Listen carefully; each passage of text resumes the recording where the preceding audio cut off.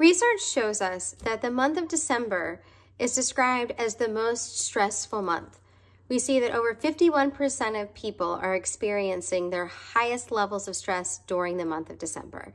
So for this week's Wellbeing Wednesday, I want to talk about different strategies to help us to reduce the overall end-of-year stress.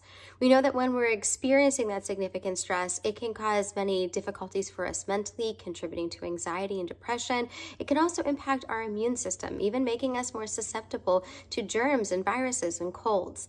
So if we think through some of these different strategies and ways to be able to deal with the end of the year stress and the pressures that we put on ourselves, the first piece is going to be managing our mindset, to understand that it's really easy to start putting those pressures on ourselves of I have to get everything done, or thinking this is horrible, I'll never finish. So finding the opportunity to shift our mindset, instead think, well, this may take a while, but I can find some ways to get this done. Or it's unfortunate that this is happening, but it doesn't mean that everything else is going to be a failure.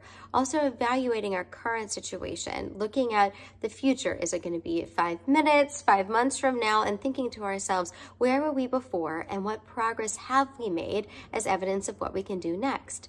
This leads into that idea of easing our expectations.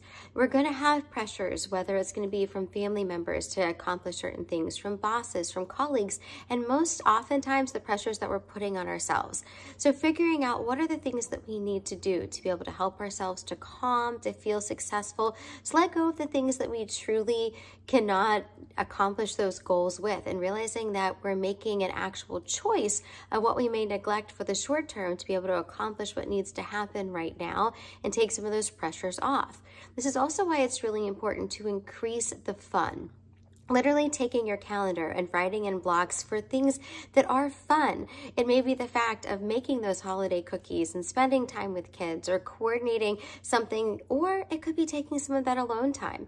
Maybe it's spending some time outside and going skiing or going for a walk in the woods, taking in that crisp, cool, fresh air. Scheduling activities purposefully on the schedule so that you don't lose sight of the things that you enjoy and help you to remember truly what the holidays can be about. There's a phrase that one individual was sharing saying, make a great wait.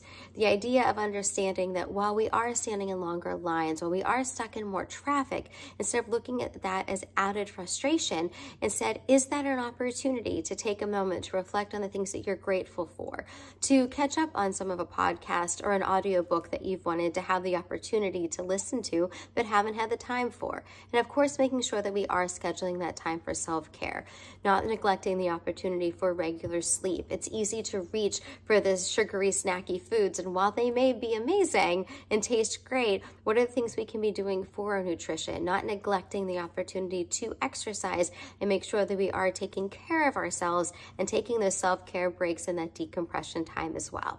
So as we approach the end of the year stresses, finding new ways to take back control of that, helping ourselves to be able to enjoy the reflection on what we've seen throughout the year and what we can be excited about for what's to come. Be well.